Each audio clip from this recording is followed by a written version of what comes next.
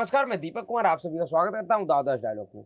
दोस्तों, आज हम बात करेंगे अडानी मुद्दे पे। किस तरह से अडानी मुद्दे ने इस देश के विपक्षी दल के नेताओं को नंगा कर दिया और अब बिहार सरकार को भी नंगा कर रहा है।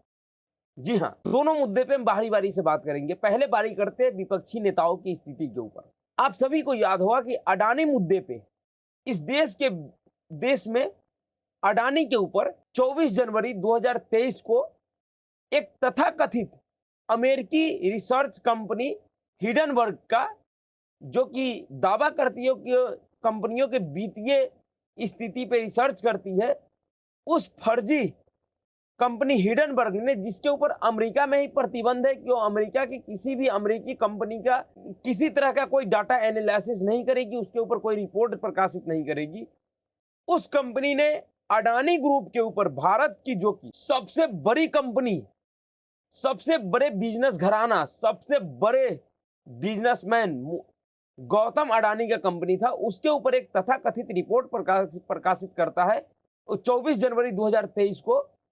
और उस रिपोर्ट के ऊपर इस देश के तमाम विपक्षी दल, जिसमें सबसे अग्रिम पंक्ति में वह तथाकथित शाही परिवार के तथाकथित राजकुमार खड़ा था, उस शाही परिवार का राजनीतिक दल खड़ा था, जिस दल को इस देश के लोग कांग्रेस पार्टी के नाम से, और उस नेता को जो कि अघोषित इस देश का राजकुमार है, वह राहुल गांधी खड़ा था, जो कि 52 साल के उम्र में भी बच्चा है। वह राहुल गांधी खड़ा था। इस राहुल गांधी को पूर्व अमेरिकी राष्ट्रपति बराक ओबामा ने अपने किताब में लिखकर बताया था कि यह मानसिक तौर पे उतने समझदार नहीं है। सरल भाषा में कहा जाए तो उन्होंने यही कहा था कि राहुल गांधी मानसिक तौर पे उतने समझदार व्यक्ति नहीं है, जागरूक नहीं है, जो राजनीति कर सके। उस व्यक्ति ने और उसके पार्टी ने और उसके पार्टी के साथ तमाम विपक्षी दलों के नेताओं ने किस तरह से इस देश के संसद सत्र को चलने से रोका, पूरे संसद सत्र को बर्बाद कर दिया, उस संसद सत्र के कार्य को बाधित किया, जिस संसद सत्र के कार्य प्रति घंटे संसद सत्र की कार्रवाई पे औसतन 1.5 करोड़ रुपया खर्च होता है इस देश के लोगों का, जो कि टैक्स पेयर के पैसे होता है। उस पैसे को किस तरह से पानी में बहा दिया। उसी अडानी मुद्दे पे, उस हिडनबर्ग रिपोर्ट के मुद्दे पे आज फिर से, ऐसे तो पूरे अडानी मामले पे महाराष्ट्र के वरिष्ठ नेता, जो कि पहले कांग्रेस में ही थे, वर्तमान में एनसीपी के राष्ट्रीय अध्यक्ष है शरद पवार जी, ने स्पष्ट रूप से कहा था कि इस पूरे विवाद में जिस तरह का रुख विपक्षी दलों का रहा है वह उचित नहीं था। एक तरह से उन्होंने पहले ही इस मामले पे विपक्षी दलों को और खास करके राहुल गांधी और कांग्रेसियों को नंगा कर दिया।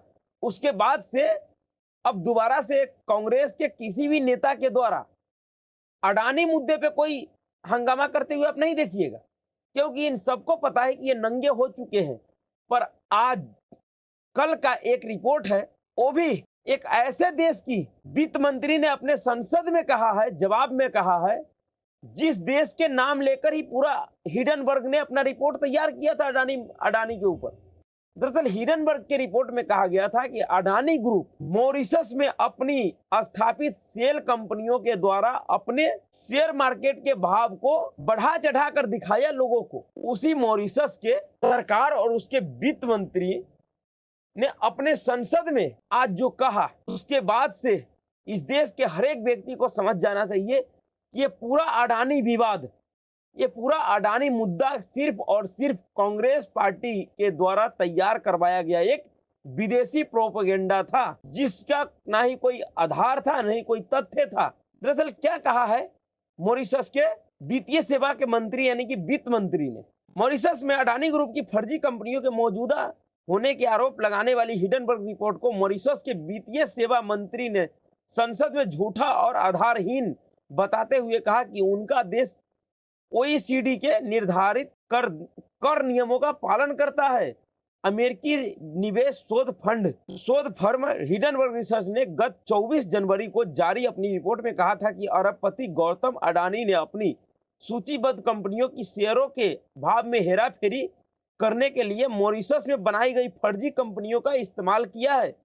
जी हाँ, मॉरिशस अपने निम्न कर ढांचे की वजह से विदेशी निवेशकों के बीच एक लोकप्रिय स्थान बना हुआ है। सेल यानी फर्जी कंपनी उन निष्क्रिय फर्म को कहा जाता है जिसका इस्तेमाल कई तरह के वित्तीय धांधलियों को अंजाम दिया जाता है। जिस तरह के सेल और फर्जी कंपनी बनाने के और उसके जरिए काले धन को सफेद करने के आरोप में इस देश के सबसे कट्टर ईमानदार और सबसे बड़े पढ़े लिखे आपराधिक षड्यंत्र के मास्टरमाइंड अरविंद केजरीवाल के सबसे प्यारे मंत्री और स्वास्थ्य मंत्री, जिसने दिल्ली में दुनिया का पहला स्वास्थ्य मॉडल लेके आया, मोहल्ला क्लिनिक, जिस मोहल्ला क्लिनिक का हालात दिल्ली में क्या है ये सब जानते हैं, वह स्वास्थ्य मंत्री सत्येंद्र जैन ऐसे ही सेल कंपनियों और फर्जी कंपनियों के आरोप में आज साल भर से ऊपर हो गया, जेल में बंद है, उनको जमानत नहीं मिल रही है। तो सेल कंपनियों का धंधा कौन करता है ये साफ तौर पे दिख रहा है। पर इस हिडनबर्ग रिपोर्ट ने एक ऐसे कंपनी के ऊपर आरोप लगाया था, एक आधारहीन आरोप लगाया था, झूठा आरोप लगाया था, जिस कंपनी का क्रेडिबिलिटी पूरे दुनिया वैश्विक बाजार में सबसे अच्छी स्थिति में है।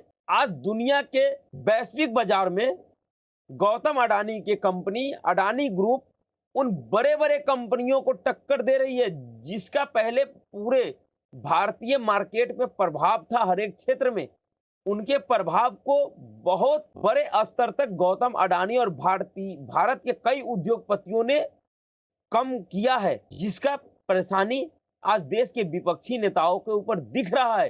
किस तरह से इनकी कमीशन खोरी और रिश्वतखोरी का धंधा बंद हुआ है।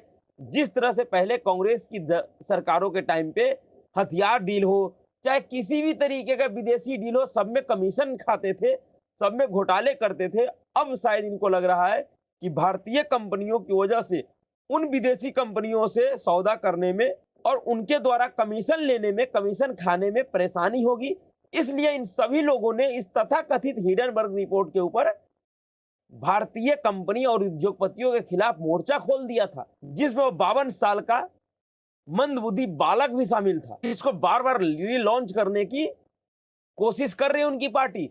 ये हिडनबर्ग रिपोर्ट भी एक ऐसे ही कोशिश था कांग्रेस का। दरअसल भारत जोड़ो यात्रा, तथाकथित भारत जोड़ो यात्रा का रिस्पॉन्स इतना खराब रहा कि कांग्रेसियों को समझ में आ गया कि इससे ये लॉन्च होने वाले नेता नहीं है। हम इस मंदबुद्धि 52 साल के बच्चे को नेता इस यात्रा से नहीं बना सकते।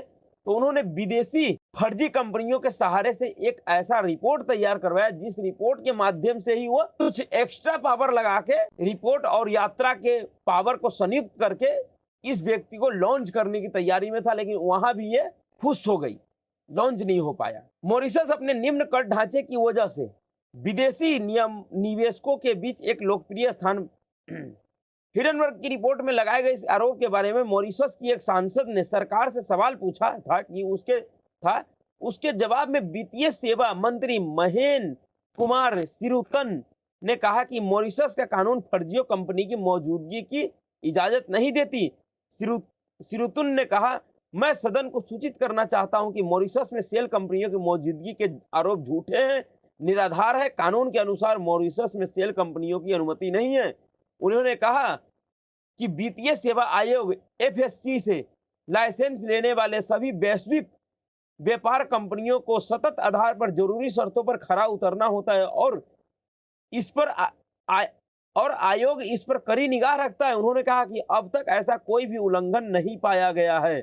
इतना मॉरिशस सरकार का इतना कहना, और भारत में कांग्रेस पार्टी समेत उन तमाम विपक्षी दलों को नंगा होने में कोई टाइम नहीं लगा। यह खबर इस देश के लोगों को भी जानना चाहिए कि किस तरह से यह कांग्रेसी और देश के वो तमाम विपक्षी दलों के नेता, जिसका जमीन पे कोई राजनीतिक हैसियत नहीं बच गया है, उन सभी ने इस तथाकथित फर्जी रिपोर्ट को आधार बनाकर इस देश में गृह युद्ध की तैयारी शुरू कर दी थी। इस देश को बरगलाकर किसी तरह से झूठे बात बताकर इस देश में गृह युद्ध कराने की साजिश रच रहा था। किस तरह से कभी एलआईसी का पैसा डूब गया, तो कभी स्टेट बैंक का पैसा डूब गया, तो कभी फलाने ठिकाने का पैसा डूब गया। गौतम अडानी सबके पैसे लेके भाग जाएंगे, पैसे खा गए, किसी को एलआईसी में नहीं मिलेगा। उन तमाम दलालों के ऊपर आज मॉरिशस सरकार के इस रिपोर्ट ने एक जोरदार थप्पड़ मारा है। उनका मुंह काला हो गया इस थप्पड़ की वजह से। उसके बाद जो विपक्षी दल के नेता कहते थे कि गौतम अडानी चोर हैं, उसी खेमे में बिहार के उप मुख्यमंत्री और वर्तमान में बिहार सरकार में शामिल आरजेडी के नेता वो तेजस्वी यादव भी था, जो कि 9वीं फेल है। उस व्यक्ति ने भी कहा था कि गौतम अडानी चोर है। उन्होंने तो यहां तक कह दिया कि सारे गुजराती चोर है, जिसके मामले में सारे गुजराती ठग होते हैं, जिसके लिए अब उनके ऊपर आपराधिक मानहानि का मामला भी चल रहा है, कोर्ट में सुनवाई चल रही है। अहमदाबाद की कोर्ट में एक बिजनेसमैन ने इनके ऊपर केस किया है और बिल्कुल सही किया है। मेरे हिसाब से तो ऐसे नेताओं के ऊपर एक नहीं 1000 केस होना चाहिए। जो 8वीं 9वीं पास न कर सकता, जिनका हैसियत इतनी भी नहीं है कि 8वीं 9वीं क्लास पास कर पाए, वह लोग सोचते हैं कि मैं बहुत बड़ा ज्ञानी और बहुत बड़ा जानकार व्यक्ति बन गया हूं। बाप दादाओं की खैरात पे मिली हुई राजनीति की वजह से, विरासत में मिली हुई राजनीति की वजह से सोचते हैं हम बहुत बड़े नेता हो गए हैं, हमसे बड़ा ज्ञानी कोई नहीं है इस देश में। उसने कहा कि गुजराती सब ठग होते हैं, इन्हीं अडानी और गुजरात के कुछ बिजनेसमैनों के मुद्दों पर ही उन्होंने कहा था। आज उसी अडानी के चरणों में बिहार सरकार लेटने को तैयार है। दरअसल खबर है कि अडानी ग्रुप बिहार में 1400 करोड़ रुपए का निवेश करने जा रही है। यह खबर बिहार सरकार और बिहार में जेडीयू और आरजेडी के उन तमाम नेताओं के मुंह पे एक जोरदार तमाचा है, जो ये कहता था कि गौतम अडानी चोर है, अडानी ने इस देश का पैसा लूट लिया है। अगर गौतम अडानी चोर है, अडानी ने इस देश का पैसा लूटा है, तो अडानी के इस प्रोजेक्ट को बिहार सरकार कैसे मंजूरी दे सकता है? अगर बिहार सरकार और तेजस्वी यादव और नीतीश कुमार के अंदर थोड़ा भी शर्म और लिहाज बचा है, तो गौतम अडानी के इस प्रोजेक्ट को तत्काल प्रभाव से रोके। कोई ऐसा बिजनेसमैन जो चोर हो, जो देश के पैसे को लूट रहा हो, देश के लोगों के पैसे को लूट रहा हो, उस व्यक्ति के साथ कोई सरकार काम कैसे कर सकता है? इस सब का तो आरोप है कि गौतम अडानी से भाजपा मिली हुई है। तो ठीक है भाई, वो भाजपा शासित राज्यों में ही काम करेगी, या भाजपा उससे करवाएगी नहीं करवाएगी, जब उससे मिला हुआ ही है तो उससे कुछ भी करवा सकता है। अगर तुम इतने ईमानदार हो, तुम इतने सच्चे हो, तो फिर तुम इस बिजनेसमैन गौतम अडानी के चरणों में क्यों लेटने को तैयार हो, और वो भी पूरी तरह से नंगे होके लेट रहे हो? अगर तुम सच्चे हो, ईमानदार हो, तो इस प्रोजेक्ट को रोको। क्यों कोई झूठा कंपनी, कोई झूठा बिजनेसमैन बिहार में निवेश करेगा? क्या पता कल होके वो बिहार के लोगों का भी पैसे लेके भाग जाए। दरअसल एक गौतम अडानी ने इस देश के तमाम विपक्षी नेताओं को नंगा कर दिया है इस पूरे 2-3 महीने के अंदर। कांग्रेस शासित राज्य तो पहले से ही नंगे हुए पड़े हैं गौतम अडानी के सामने, वो तो पहले से ही उनके चरणों में लोटे हुए हैं। चाहे वो छत्तीसगढ़ का मुख्यमंत्री भूपेश बघेल हो, चाहे राजस्थान के मुख्यमंत्री अशोक गहलोत हो, ये सब इतने बेशर्म लोग हैं कि जिस गौतम अडानी के साथ बड़े बड़े प्रोजेक्ट कर रहे हैं अपने राज्यों में, उसी को चोर भी बता रहे हैं। इस देश को, लोगों को कितना बेवकूफ समझ रखे हैं लोग, और वही काम अब बिहार सरकार करने जा रही है। वो बिहार सरकार जो अभी कुछ दिन पहले तक, और उस बिहार सरकार में शामिल नेता, चाहे वो तेजस्वी प्रसाद यादव हो या उसके दल के आरजेडी के बहुत सारे नेता या जेडीयू के भी बहुत सारे नेताओं ने कहा कि गौतम अडानी चोर है, वो एलआईसी के पैसे लेके भाग जा रहे हैं, ये एसबीआई के पैसे लेके भाग जा रहे हैं, सबके पैसे डूब गया, इस देश के गरीब लोग बर्बाद हो गया। तो फिर ऐसे कंपनियों के चरणों में क्यों लौट रहे हो? ऐसे कंपनियों के प्रोजेक्ट के ऊपर रोक क्यों नहीं लगा रहे हो भाई? ये सिर्फ इस देश के लोगों को बेवकूफ बनाने पे तुले हुए हो तुम लोग।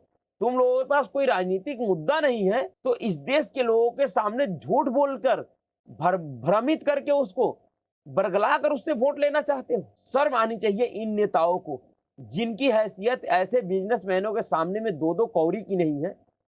वो सब ऐसे बिजनेसमैनों को, देश के उद्योगपतियों को अपनी राजनीतिक महत्वाकांक्षा पूरा करने के लिए निशाने पे लेते रहते हैं। उद्योगपतियों को गद्दार और लुटेरा और चोर बताने की कोशिश करते हैं। फिर से कहूंगा कि मॉरिशस की रिपोर्ट और बिहार में अडानी ग्रुप के निवेश ने इस देश के उन तमाम विपक्षी नेताओं के मुंह पे जोरदार तमाचा मारा। उनके मुंह काले पड़ गए इनके तमाचे से।